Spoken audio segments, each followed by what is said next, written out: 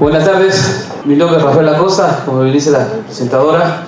Tengo más de 25 años en Frenosa, trabajando en casi todas las áreas del área de Frenosa, de mezcla, laboratorio, y últimamente soy gerente de calidad y desarrollo e innovación de nuevos productos. Lo que voy a explicar acá básicamente es el tema que se refiere a nosotros, que es el desarrollo de los materiales de fricción, nuevas tendencias en los materiales de fricción. Voy a empezar brevemente, por favor. Mi formación es más química, no quiero que me vean como un lunar acá de todos ustedes, y voy a hablar básicamente sobre el desarrollo de estas fibras y de estos materiales. Empiezo diciendo que es un material de fricción.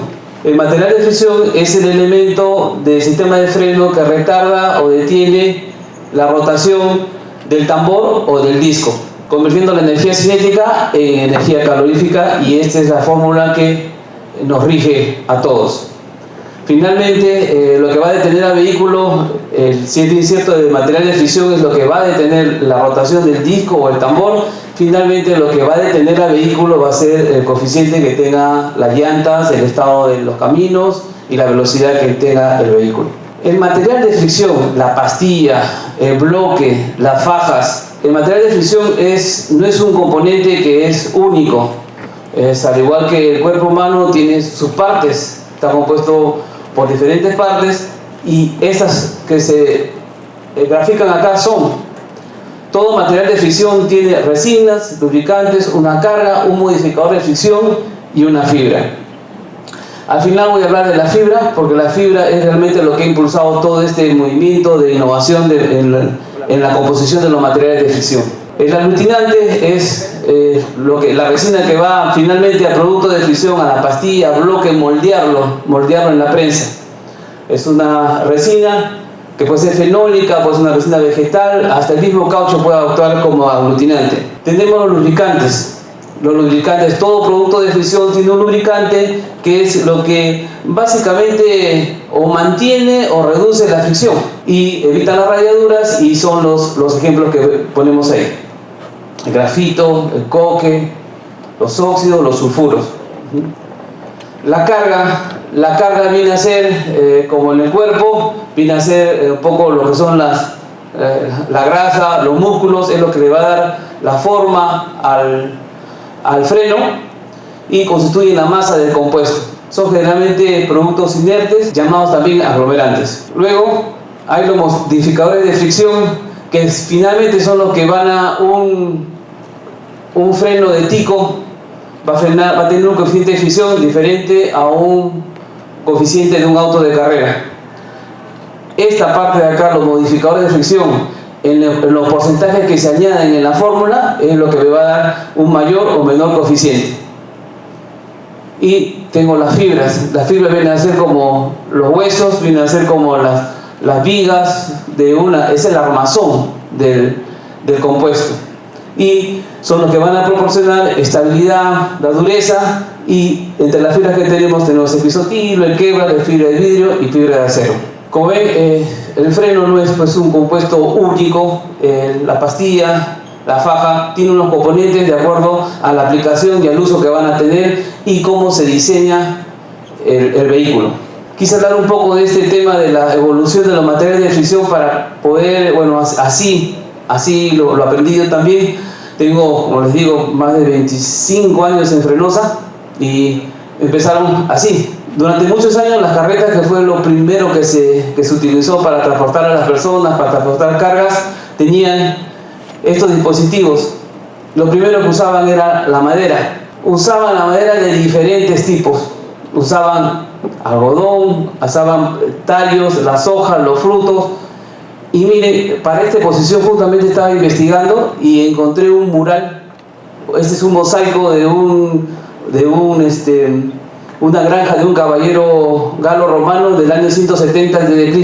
Esta es una carreta jarrada por bueyes, y miren ahí.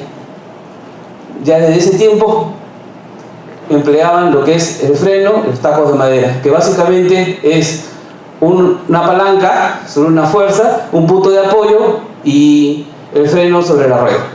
Posteriormente usaron también cuero, usaron piel de animales y que se constituyeron por muchos años el freno por excelencia. En realidad el cuero y la piel no son fibras, por lo tanto tenían ciertos problemas en cuanto a la sensibilidad, a la temperatura, al ambiente y todo lo demás. Y se añadieron fibras con los demás, como la fibra de los pelos de los toros, de los bueyes y todo lo demás. Inclusive leí de que aconsejaban de que si la carreta era jalada por bueyes, lo mejor era usar como freno piel de buey, pelos de buey. Y si la carreta era jalada por caballos, lo mejor era usar crines de caballo para el freno. Y no está tan lejos ni alejado de la realidad, porque en la actualidad nosotros, cuando aconsejamos, decimos si que en la rueda, en el eje delantero, tú vas a poner un material de fricción en una rueda de un tipo, ese mismo tipo lo tienes que poner en el otro. Es decir, si yo pongo fibra metálica en una rueda, también tiene que ir en el otro lado fibra metálica. O sea, aconsejamos no combinar. Puede ser que tenga sus raíces en ese tiempo, pero ese es lo técnico, que el mismo material de fricción esté en el eje delantero y en el eje posterior también. La rueda que va asociada al freno se inventó hace 3.500 años, una madera maciza. Luego, a finales del milenio, le adicionaron un cuero y los celtas fueron los que le pusieron la parte de equipar la rueda con un anillo de hierro en el centro. Todos estos tres tipos usaban lo que estaba comentando: el taco de madera, la piel y el cuero. Cuando Goodyear ya desarrolla el proceso de vulcanización, comienzan a forrar estas ruedas con caucho. Algunos en los primeros años del automóvil todavía tenían el freno de madera, pero ya a medida que comenzaron a desarrollar los neumáticos, mejoraron las pistas, desarrollaron las velocidades, indudablemente que ni la piel ni la madera iban a hacer nada. Entonces empieza la tercera parte en el desarrollo. Por ejemplo, históricamente, bueno, es el prototipo de Mercedes-Benz. No tenía un sistema de frenado así desarrollado, tenía tacos de cuero. Luego, posteriormente, fue en el año de 1887, me parece, el 89, se equipa un tambor y con una banda de acero, que lo que hacía era hacer palanca y ajustar la rueda, pero eran temas por fuera, o sea, frenos exteriores. Eso es básicamente con el tema del freno. Este señor Herbert Freud, que viene a ser más o menos como el papá de nosotros, de los que hacemos materiales de fricción, los que desarrollamos materiales de fricción, este ingeniero inglés, Herbert Freud, fue que mientras que los demás inventores o las demás personas veían cómo los medios para presionar este freno a un mecanismo, a un engranaje, lo que hizo Herbert Freud fue más bien enfocarse en lo que es el material de fricción. Y lo que hizo por primera vez fue una tela de algodón, impregnarla con resina. Y eso lo adaptó para el freno. Eso para nosotros es el primer tipo de freno ya elaborado bajo un desarrollo. Este mismo Freud funda su fábrica llamada Ferodo, que en muchas partes de Europa inclusive el freno lo conocen con ese nombre como Ferodo. Y en 1910, a mayor desarrollo de los vehículos, a mayor velocidad, reemplaza la tela de algodón por las primeras fibras de amianto combinada con una resina de base fenólica. Entonces, de las fibras vegetales y animales pasamos a las fibras minerales. Como les dije, durante 5 décadas, el amianto, el crisotilo fueron los principales productos, las principales materias primas utilizadas para los frenos. Básicamente porque tiene unas propiedades increíbles: elevada resistencia a la temperatura, gran resistencia química, elevada resistencia mecánica, y es un aislante térmico primordial. Ya para los años 50, ya con el desarrollo del freno de disco, empezaron a salir las pastillas con fibras metálicas, fibras de acero, combinando ya con grafitos y resinas. O sea, junto con la tela, junto con las resinas, comienzan a hacer los otros aditivos que les dije al comienzo. Comienzan a poner modificadores de fricción, comienzan a poner lubricantes, rellenos, y son los frenos como se conocen hasta hoy día.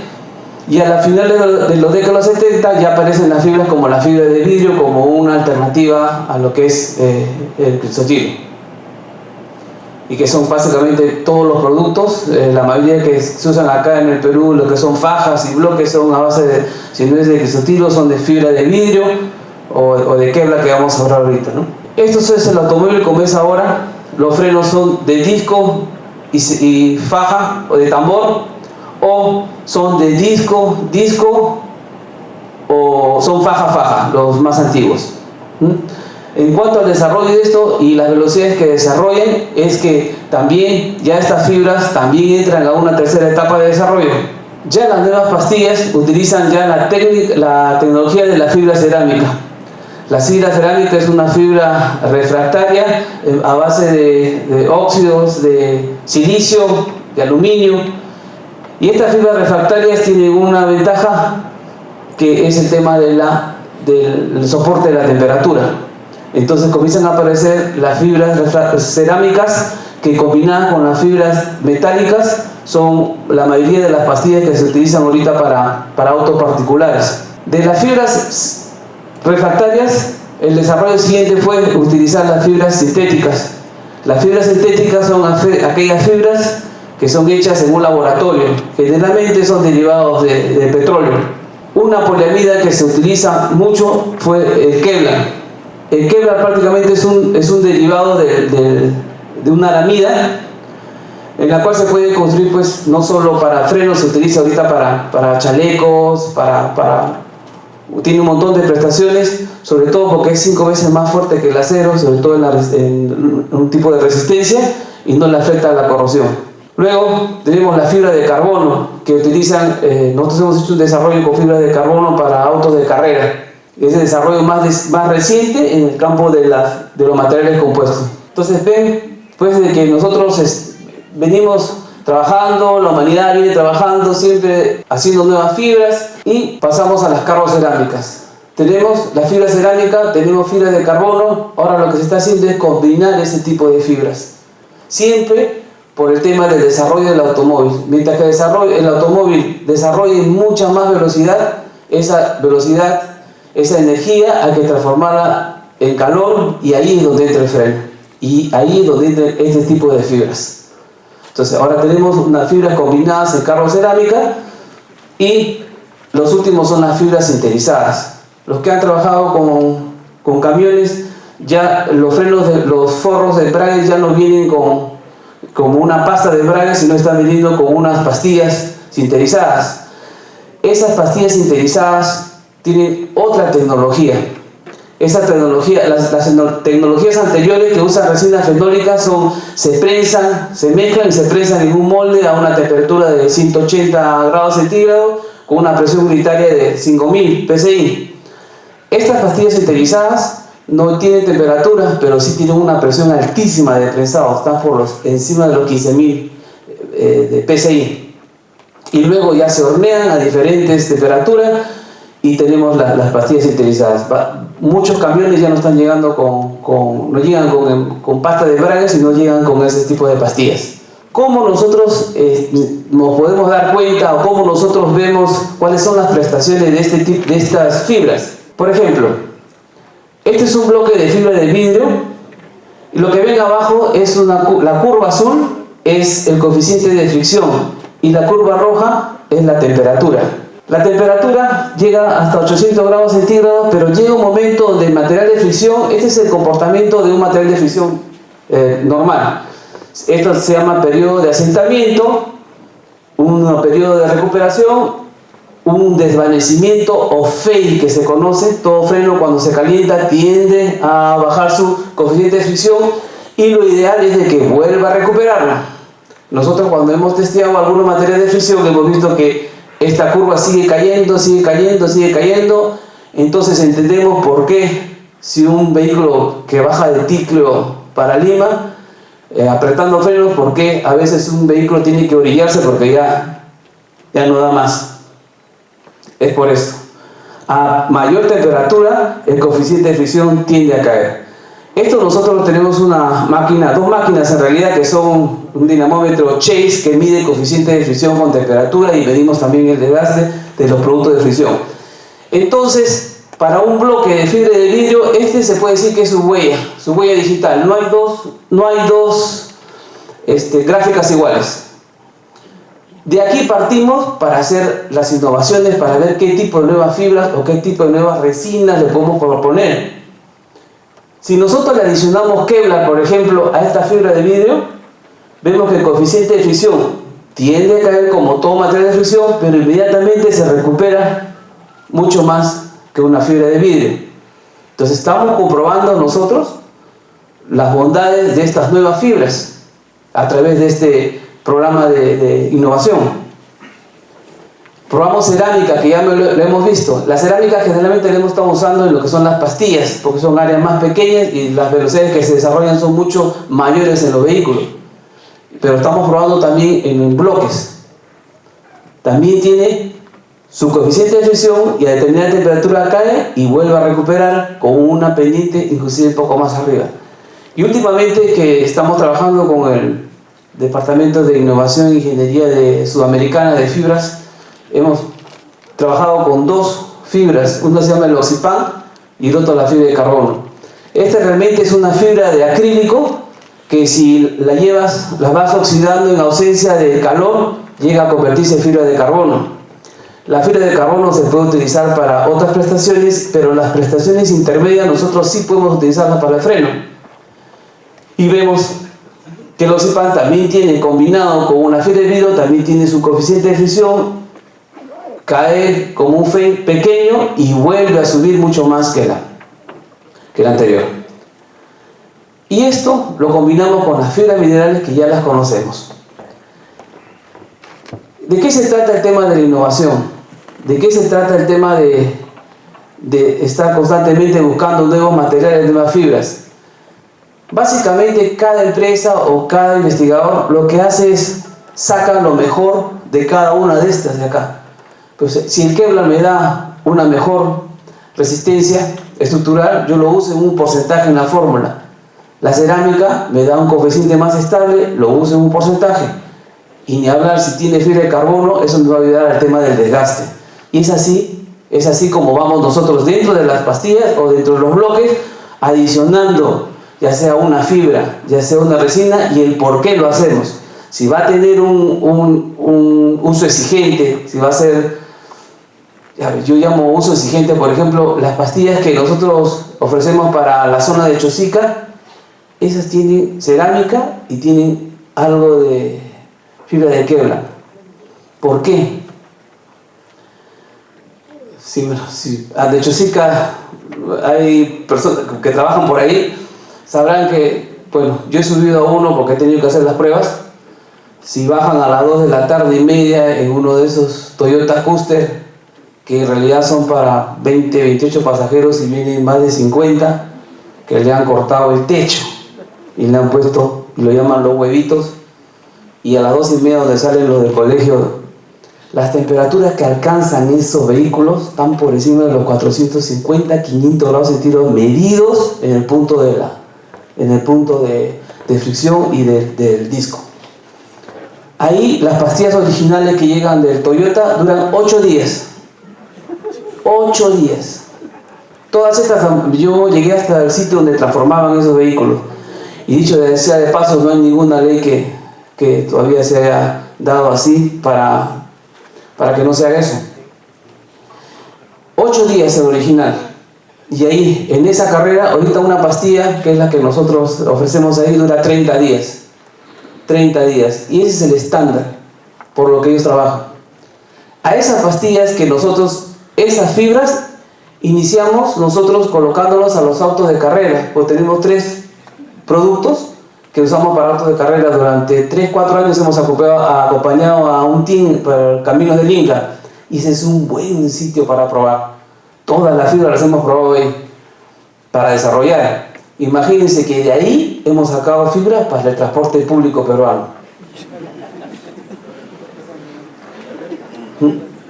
Es son tecnologías de carrera utilizadas al servicio, pero es que hacer, sí hay que hacer, porque cambian todo menos los frenos. Todo cambian, todo. Huevito creo que lo llaman, el lindo está acá, me parece que se llama huevito cuando le quitan el techo y lo agrandan. Igual he visto en las combis que viene de 10 pasajeros, también igualito le ponen 18, con pasamanos adentro todavía. Yo he entrado y he medido, porque lo ponemos en la parte de adelante, lo ponemos un sensor en el pedal, ponemos un sensor en las pastillas, en los discos, y en la computadora vamos registrando. O sea, se los digo de vivencia. Y por eso lo converso acá con ustedes. Mientras que no haya una norma, o casi me salto un poquito, mientras que no hay una norma, hemos participado en una norma técnica de frenos, porque hay otros países que tienen su norma técnica de frenos donde esas cosas no suceden, porque tienen una norma obligatoria. Acá nosotros hemos participado en la norma que ya ha sido aprobada por INACAL y esperemos que en algún momento el gobierno la dé obligatorio, como son las llantas, porque frenos y llantas son lo que tienen que ver directamente con la vida. Falla uno de los dos, no la contamos. Por ejemplo, nosotros, como les digo, las combinaciones de estas fibras es que ya cada empresa, por ejemplo en el caso de nosotros le llamamos Naoframe, no les voy a decir cuánto tiene de fibra cerámica, cuánto tiene de Kevlar, cuánto tiene del otro, porque ese es parte del know-how de la empresa. Pero simplemente para informar que tenemos este tipo de tecnología, nosotros lo denominamos Naoframe. Y le ponemos para la nueva ruta del Perú, porque eso es lo que sucede. Tenemos el Perú es un laboratorio, pero precioso para probar. Tenemos en 3 horas, pasamos de Lima a Ticlo, de 500 a 3800, 4200 en 3 horas. Y la bajada es igual. Entonces los frenos realmente tienen que responder a todas estas exigencias. De ahí es porque se entiende por qué este tipo de fibras que empiezan con los autos de carrera finalmente terminan en el parque automotor. Y lo que básicamente he querido mostrarles ha sido esto, cómo ha venido desarrollándose desde un taquito de madera en una rueda hasta una pastilla carbocerámica en un disco carbocerámico. Esto ha pasado todos estos años y la innovación sigue más adelante, pero lo que sí le quiero decir es de que sea cual sea el tipo de freno que usemos, sea cual sea el tipo de fibras, realmente el tema de frenar es un tema de responsabilidad. Ninguna fibra va a reemplazar a lo que uno pueda finalmente decidir o manejar con prudencia, anticiparse al tránsito y todo lo demás.